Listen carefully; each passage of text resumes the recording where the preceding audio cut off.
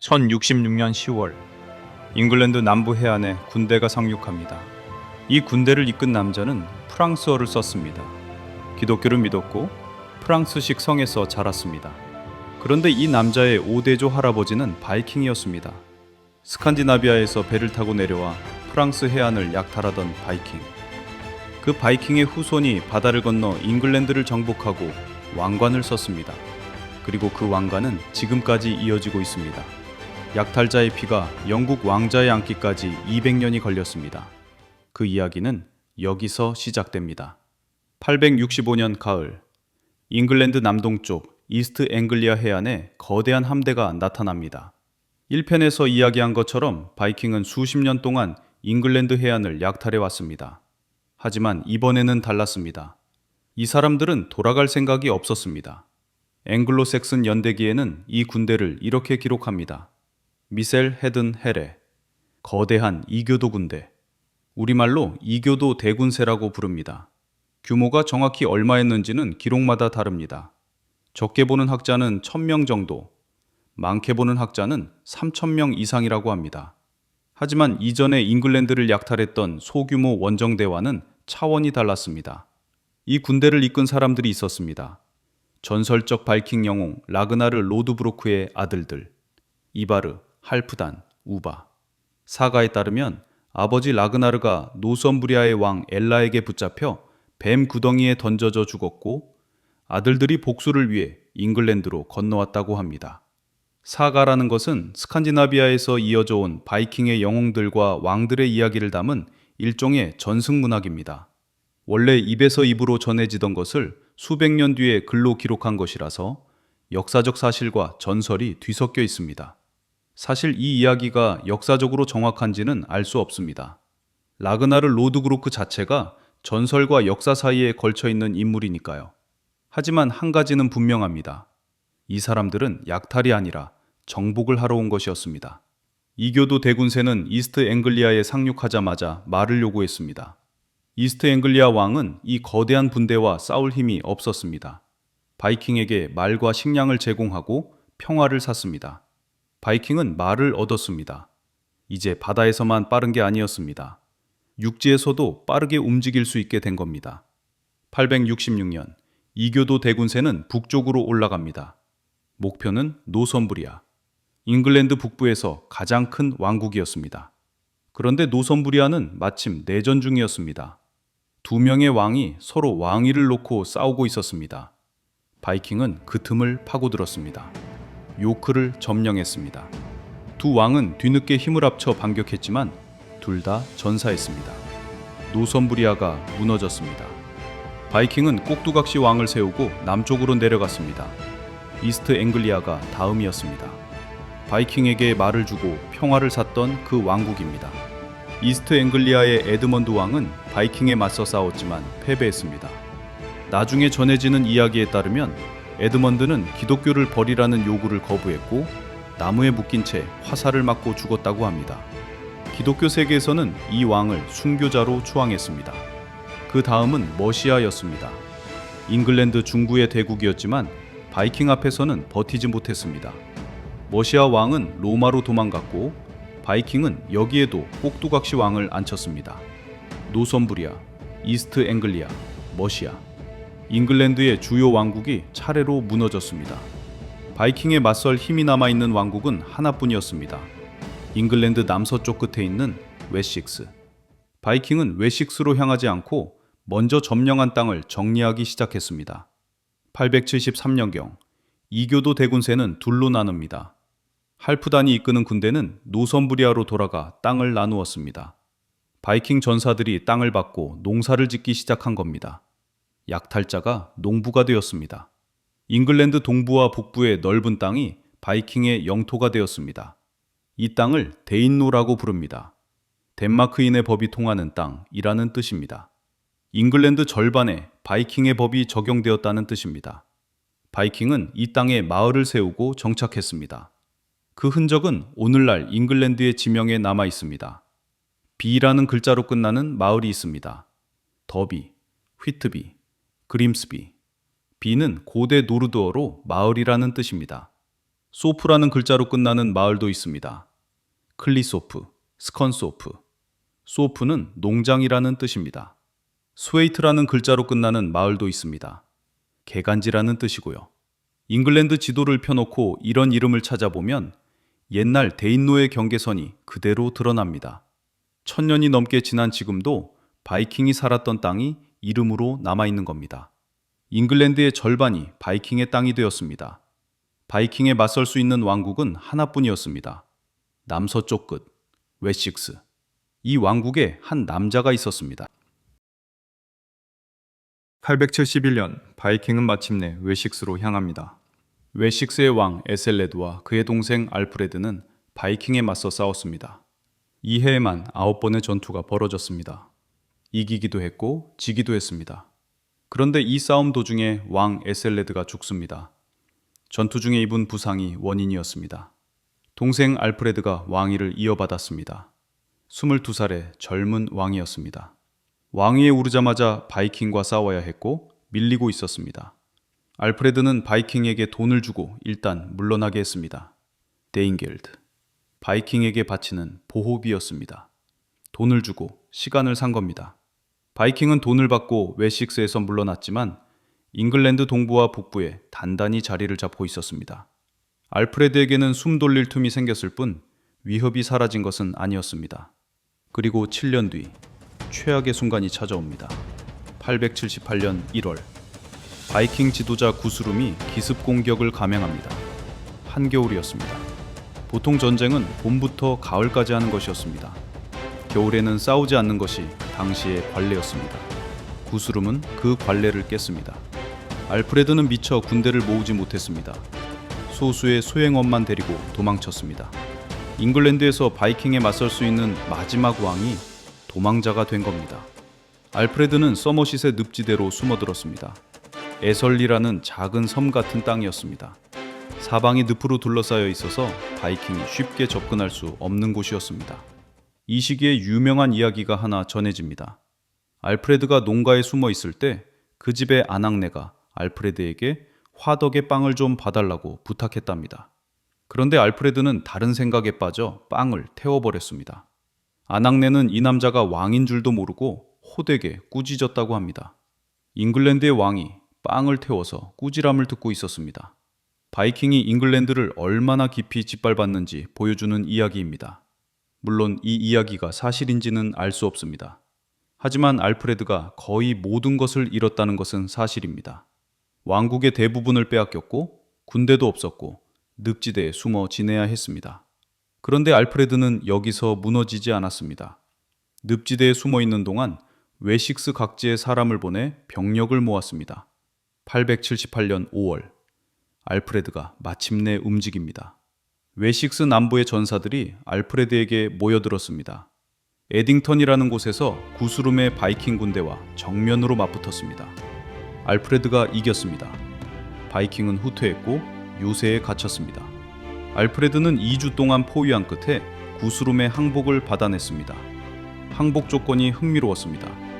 구스룸은 기독교로 개종하고 세례를 받아야 했습니다. 그리고 알프레드가 직접 구스룸의 세례대부가 되었습니다. 적장을 자기 신앙의 아들로 삼은 겁니다. 그 뒤에 두 사람은 잉글랜드를 나누는 합의를 했습니다. 동쪽과 북쪽은 바이킹의 땅, 데인로, 서쪽과 남쪽은 앵글로색슨의 땅, 웨식스. 알프레드는 바이킹을 잉글랜드에서 몰아낸 것이 아닙니다. 공존을 선택한 겁니다. 당장 바이킹을 완전히 몰아낼 힘이 없다는 것을 알았기 때문입니다. 대신 알프레드는 다시는 같은 일을 당하지 않기 위해 나라를 뜯어고치기 시작했습니다. 잉글랜드 남부 곳곳에 버라고 불리는 요새화된 도시를 만들었습니다. 바이킹이 쳐들어오면 주민들이 바로 대피하고 방어할 수 있는 거점이었습니다. 이전에는 바이킹이 나타나면 막을 방법이 없었습니다. 이제는 달랐습니다. 바이킹이 오더라도 쉽게 뚫지 못하는 방어망이 생긴 겁니다. 해군도 만들었습니다. 바다에서 바이킹을 막으려면 바다에서 싸울 수 있어야 했습니다. 알프레드는 바이킹의 롱십보다 더 큰 배를 건조하게 했습니다. 잉글랜드 역사상 최초의 해군이었습니다. 법전도 편찬했고 라틴어로 된 서적을 영어로 번역하게 했습니다. 전쟁터에서만 싸운 것이 아니라 나라의 기틀을 세운 겁니다. 잉글랜드의 앵글로색슨 왕 중에서 대왕이라는 칭호를 받은 사람은 알프레드 단 한 명뿐입니다. 알프레드가 놓은 기초 위에서 그의 아들과 손자가 대인로를 하나씩 되찾아갔습니다. 알프레드의 손자 에설스타는 927년에 잉글랜드 전체를 통일한 최초의 왕이 됩니다. 알프레드가 없었다면 잉글랜드라는 나라 자체가 없었을 수도 있습니다. 하지만 100년 뒤 바이킹이 다시 돌아옵니다. 이번에는 약탈자가 아니라 왕으로. 그 이야기를 하려면 먼저 스칸디나비아로 돌아가야 합니다.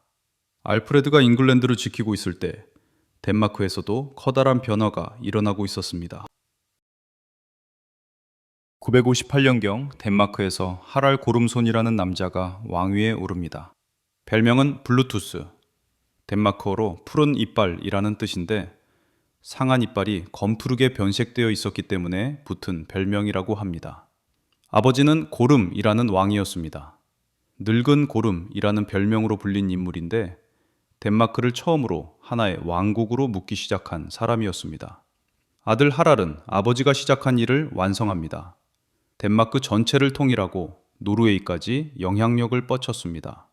그런데 하랄이 한 일 중에서 가장 중요한 것은 따로 있습니다. 덴마크를 기독교 나라로 바꾼 겁니다. 960년경 하랄은 세례를 받고 기독교로 개종합니다. 그런데 이것은 신앙의 문제가 아니었습니다. 정치의 문제였습니다. 당시 덴마크의 남쪽에는 강력한 제국이 있었습니다. 신성 로마 제국. 오토 1세가 이끄는 이 제국은 기독교를 앞세워 북쪽으로 세력을 넓히고 있었습니다. 이교도 나라에 기독교를 전파한다는 명분은 곧 군사적 개입의 구실이 될 수 있었습니다. 하랄은 이것을 알고 있었습니다. 스스로 기독교를 받아들이면 신성 로마 제국이 덴마크를 공격할 명분이 사라집니다. 게다가 기독교에는 하랄에게 유리한 점이 하나 더 있었습니다. 바이킹의 전통적인 사회는 분권적이었습니다. 각 지역의 수장들이 자기 영역을 다스리고 왕의 권한은 제한적이었습니다. 그런데 기독교의 구조는 달랐습니다. 교황 아래 주교가 있고 주교 아래 사제가 있는 위계 질서. 이 질서를 왕국에 도입하면 왕이 정점에 서는 중앙 집권 체제를 만들 수 있었습니다. 하랄은 기독교를 받아들이면서 왕권을 강화한 겁니다. 하랄은 덴마크 각지에 거대한 원형 요새를 건설했습니다. 트렐레보르, 아게르스보르, 피르카트. 이 요새들은 군사기지이자 행정 중심지였습니다. 바이킹 사회가 부족 단위의 느슨한 연합에서 왕이 다스리는 왕국으로 바뀌고 있었습니다. 하랄은 자신의 업적을 돌에 새겼습니다. 덴마크 옐링이라는 마을에 세운 거대한 룬서. 이 돌에는 이렇게 적혀 있습니다. 하랄 왕이 아버지 고름과 어머니 티라를 기리며 이 비석을 세우게 했다. 그 하랄이 덴마크 전체와 노르웨이를 차지하고 덴마크인을 기독교도로 만들었다. 돌의 한쪽 면에는 예수 그리스도의 형상이 새겨져 있습니다. 스칸디나비아에서 가장 오래된 그리스도 조각 중 하나입니다. 이 옐링돌은 오늘날 덴마크의 출생증명서라 불립니다. 바이킹의 나라 덴마크가 기독교 왕국으로 다시 태어난 순간을 기록한 돌이니까요. 그런데 하랄 블루투스라는 이름을 들으면 떠오르는 것이 하나 더 있습니다. 우리가 매일 쓰는 블루투스. 스마트폰에서 이어폰을 연결할 때, 자동차에서 음악을 풀 때 쓰는 바로 그 블루투스 무선 기술입니다. 1990년대에 이 기술을 개발한 엔지니어들이 이름을 고민하다가 하랄 블루투스에서 따왔습니다. 여러 기기를 하나로 연결하는 기술이니까 덴마크를 하나로 통일한 왕의 이름을 붙인 겁니다. 블루투스 로고도 하랄 블루투스의 이니셜을 룬 문자로 쓴 것입니다. H에 해당하는 눈 문자와 B에 해당하는 룬 문자를 겹쳐놓은 모양입니다. 1000년 전 바이킹 왕의 이름이 지금 우리 주머니 속 스마트폰에 들어있는 겁니다. 하랄 블루투스의 이야기는 비극적으로 끝납니다. 986년경 아들 스벤이 반란을 일으켜 아버지를 왕좌에서 몰아냅니다. 하랄은 도망치다가 부상으로 죽었습니다. 아들에게 쫓겨난 왕. 스벤은 아버지를 밀어내고 덴마크 왕이 됩니다. 별명은 포크비어드, 갈래 수염이라는 뜻입니다. 이 스벤이 눈을 돌린 곳은 바다 건너 잉글랜드였습니다. 알프레드 대왕 이후 잉글랜드는 대인노를 되찾고 하나의 나라로 통일되어 있었습니다. 하지만 10세기 말이 되면 잉글랜드는 다시 바이킹의 공격에 시달리기 시작합니다. 스벤을 비롯한 바이킹 세력이 반복적으로 잉글랜드를 공격했고, 잉글랜드 왕은 데인겔드를 내고 또 내야 했습니다. 돈으로 평화를 사는 것이 반복되었습니다. 그리고 1013년 스벤이 직접 대군을 이끌고 잉글랜드로 건너옵니다. 이번에는 데인겔드를 뜯으러 온 것이 아니었습니다. 왕이 되러 온 겁니다. 잉글랜드 왕 에셀레드 2세는 저항하지 못하고 바다 건너 노르망디로 도망갔습니다. 스벤이 잉글랜드 왕으로 인정받았습니다. 그런데 왕위에 오른 지 겨우 5주 만에 스벤이 갑자기 죽습니다. 1014년 2월이었습니다. 왕위는 스벤의 아들에게 돌아갔습니다. 크누트. 이 젊은 덴마크 왕자가 잉글랜드의 역사를 바꿉니다. 처음에는 쉽지 않았습니다. 스벤이 죽자 잉글랜드 귀족들이 도망갔던 에셀레드 2세를 다시 불러들였습니다. 크누트는 한번 덴마크로 돌아가야 했습니다. 하지만 2년 뒤인 1015년, 크누트는 대규모 함대를 이끌고 다시 잉글랜드로 건너옵니다. 이번에는 물러나지 않았습니다. 1016년, 에셀레드 2세가 죽고 그 아들 에드먼드 아이언사이드가 왕위를 이었지만 크누트와의 전쟁에서 결국 밀렸습니다. 에드먼드가 같은 해에 사망하면서 크누트가 잉글랜드의 왕이 됩니다. 덴마크 바이킹의 왕자가 잉글랜드의 왕관을 쓴 겁니다. 크누트는 여기서 멈추지 않았습니다. 1018년에는 형이 죽으면서 덴마크의 왕위까지 물려받았고 1028년에는 노르웨이의 왕까지 됩니다. 잉글랜드, 덴마크, 노르웨이 세 나라를 한 사람이 동시에 다스렸습니다. 북해를 둘러싼 거대한 제국이 만들어진 겁니다. 북해 제국이라고 부릅니다. 중세 유럽에서 바다를 중심으로 이만한 제국을 만든 사람은 없었습니다. 바이킹 약탈자의 손자가 유럽에서 가장 강력한 군주 중 하나가 된 겁니다. 그런데 크누트의 놀라운 점은 정복이 아니라 통치에 있었습니다. 크누트는 잉글랜드를 점령한 뒤 잉글랜드 사람들을 짓밟지 않았습니다. 잉글랜드 귀족들을 존중했고 영국 교회에 막대한 기부를 했습니다. 로마까지 순례를 다녀왔습니다. 약탈자의 후손이 기독교 세계의 모범적인 군주로 인정받은 겁니다. 크누트에게는 유명한 일화가 하나 있습니다. 신하들이 왕에게 아첨을 했습니다. 폐하는 천하를 지배하시니 바다의 파도도 폐하의 명을 따를 것이라고.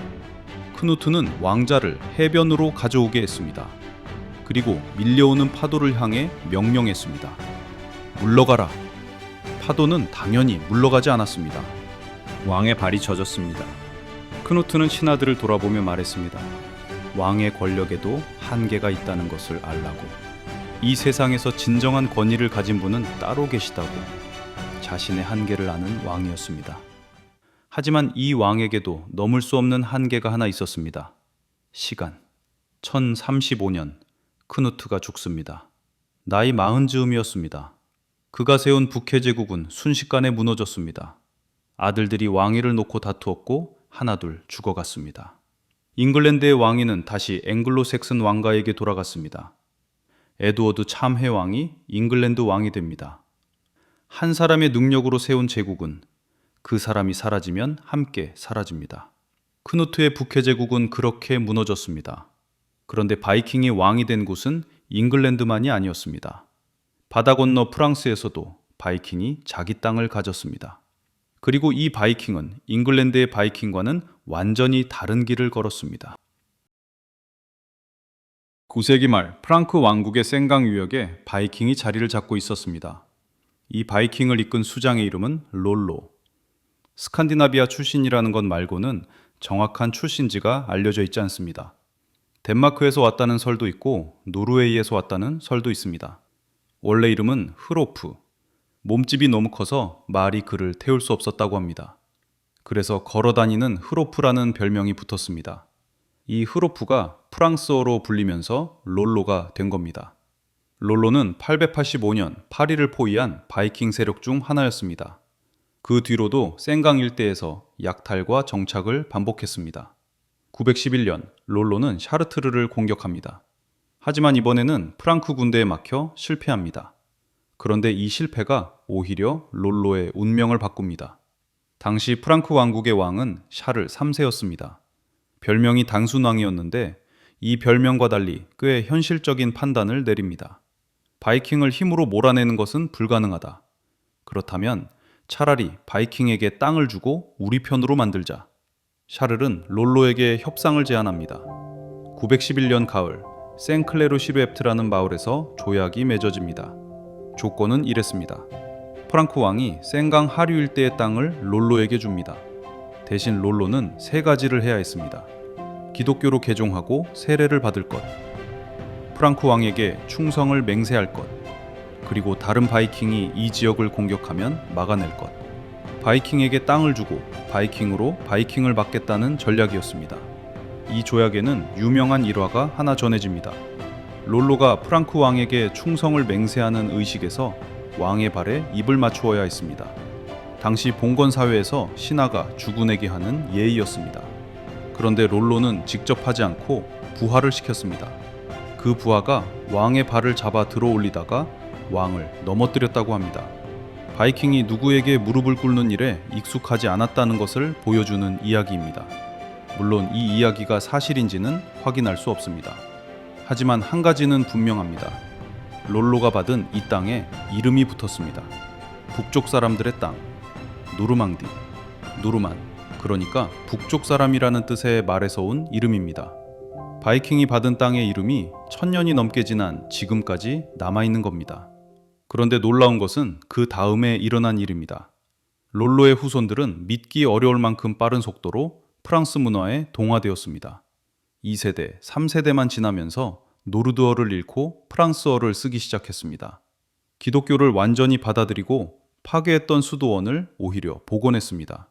프랑스식 봉건 제도를 도입하고 프랑스 귀족과 결혼했습니다.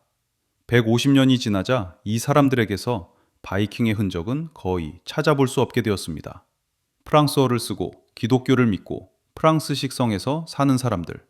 하지만 완전히 프랑스인이 된 것도 아니었습니다. 바이킹의 전사적 기질은 남아 있었습니다. 싸우는 것에 능했고 정복하는 것에 거리낌이 없었습니다. 바이킹의 피에 프랑스의 문화가 더해졌습니다. 새로운 정체성이 만들어진 겁니다. 노르만인. 바이킹이 사라진 것이 아니라 더 강한 무언가로 변신한 겁니다. 그리고 150년 뒤 그 변신의 결과가 역사를 바꿉니다. 1066년 1월 5일 잉글랜드의 에드워드 참회왕이 숨을 거둡니다.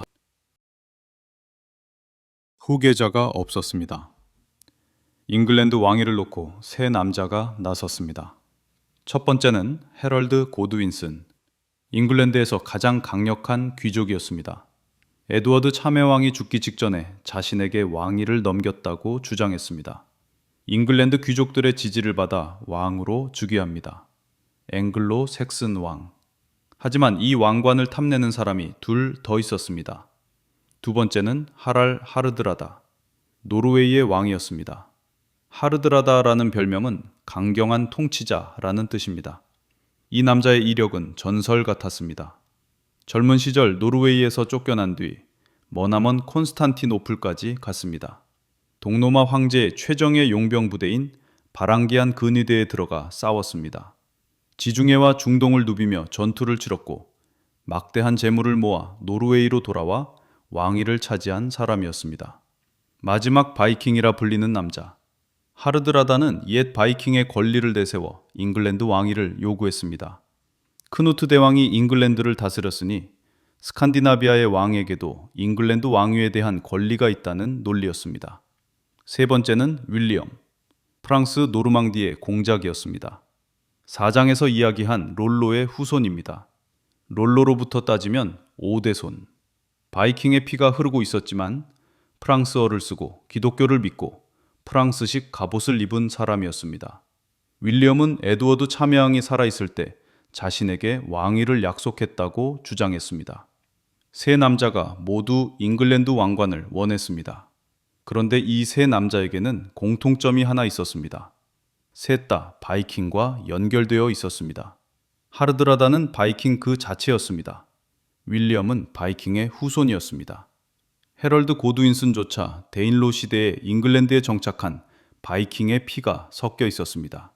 1066년 잉글랜드의 운명을 놓고 싸운 세 남자가 모두 바이킹의 피를 가지고 있었다는 겁니다. 먼저 움직인 것은 하르드라다였습니다. 1066년 9월 하르드라다가 300척의 함대를 이끌고 잉글랜드 북부에 상륙합니다. 요크 인근에서 잉글랜드 북부 군대와 맞붙어 승리했습니다. 소식을 들은 헤럴드 고드윈스는 남쪽에서 급히 북쪽으로 올라갔습니다. 런던에서 요크까지 약 300km. 이 거리를 4일에서 5일 만에 주파했습니다. 당시 기준으로는 믿기 어려운 속도였습니다. 9월 25일 스탠퍼드 브릿지. 요크 동쪽에 있는 다리에서 두 군대가 맞붙었습니다. 하르드라다는 잉글랜드 군대가 이렇게 빨리 올 줄 몰랐습니다. 노르웨이군의 상당수는 갑옷도 제대로 입지 못한 상태였습니다. 전투는 치열했습니다. 하르드라다가 목에 화살을 맞고 쓰러졌습니다. 마지막 바이킹이 쓰러진 순간이었습니다. 300척으로 왔던 노르웨이 군대는 돌아갈 때 25척만 남았다고 기록되어 있습니다. 스칸디나비아에서 잉글랜드를 침공한 것은 이것이 마지막이었습니다. 793년 린디스판에서 시작된 바이킹 시대가 스탠퍼드 브릿지에서 끝난 겁니다. 헤럴드 고드윈스는 승리했습니다. 하지만 숨 돌릴 틈이 없었습니다. 사흘 뒤 남쪽에서 소식이 날아옵니다. 9월 28일 윌리엄이 노르망디에서 잉글랜드 남부 해안에 상륙한 겁니다. 헤럴드는 다시 남쪽으로 향해야 했습니다. 300km를 북쪽으로 강행군한 군대가 전투를 치른 직후 다시 300km를 남쪽으로 내려가야 했습니다. 1066년 10월 14일 헤이스팅스. 잉글랜드 남부의 언덕 위에서 헤럴드의 군대와 윌리엄의 군대가 맞붙었습니다. 헤럴드의 군대는 지쳐 있었습니다. 북쪽에서 싸우고 쉴 새 없이 남쪽으로 내려온 병사들이었습니다. 윌리엄의 군대는 기마기사와 궁병을 앞세웠습니다. 전투는 하루 종일 이어졌습니다. 헤럴드 고드윈슨이 쓰러졌습니다. 눈에 화살을 맞고 죽었다는 이야기가 전해지는데 이것은 바이웨 테피스트리라는 유명한 자수작품에 그려진 장면입니다. 정확한 사인은 알 수 없지만 헤럴드가 이 전투에서 목숨을 잃은 것은 분명합니다. 잉글랜드의 마지막 앵글로색슨 왕이 죽었습니다. 윌리엄이 잉글랜드의 왕이 됩니다. 윌리엄 1세, 정복왕이라는 별명으로 불리게 됩니다. 3주 안에 잉글랜드는 2번 침공당했습니다. 북쪽에서는 노르웨이의 바이킹이, 남쪽에서는 노르망디의 바이킹 후손이, 북쪽에서 온 바이킹은 졌습니다. 남쪽에서 온 바이킹의 후손이 이겼습니다. 도끼를 들고 롱십을 타고 온 전통적 바이킹은 스탠퍼드 브릿지에서 끝났습니다. 프랑스어를 쓰고 기사 갑옷을 입은 바이킹의 후손이 왕관을 가져갔습니다. 바이킹은 약탈자에서 왕이 되었습니다. 하지만 왕이 된 순간 더 이상 바이킹이 아니었습니다. 윌리엄 1세 이후 잉글랜드는 완전히 달라졌습니다. 노르만 귀족이 잉글랜드를 지배했고 프랑스어가 궁정의 언어가 되었고 프랑스식 성과 제도가 잉글랜드에 뿌리를 내렸습니다. 그리고 윌리엄 1세에서 시작된 왕위는 대를 이어 지금까지 이어지고 있습니다. 지금 영국 왕좌에 앉아있는 사람의 혈관에도 바이킹의 피가 흐르고 있습니다. 1장에서 이야기했던 그 장면으로 돌아왔습니다. 1066년 10월 잉글랜드 남부 해안에 상륙한 군대. 프랑스어를 쓰고 기독교를 믿고 프랑스식 성에서 자란 남자. 그 남자의 5대조 할아버지는 센강을 약탈하던 바이킹이었습니다. 약탈자의 피가 왕좌에 앉기까지 200년. 이것이 바이킹의 이야기입니다. 하지만 바이킹은 서쪽으로만 간 게 아니었습니다. 동쪽으로 간 바이킹이 있었습니다. 바다가 아니라 강을 따라 내려간 사람들이었습니다. 이 사람들은 콘스탄티노플의 황제를 위해 싸우기도 했고 바그다드의 상인들과 거래하기도 했습니다. 그리고 이 사람들이 세운 나라에서 하나의 이름이 태어납니다. 러시아. 다음 편에서는 바이킹이 어떻게 러시아라는 이름을 만들었는지 이야기하겠습니다.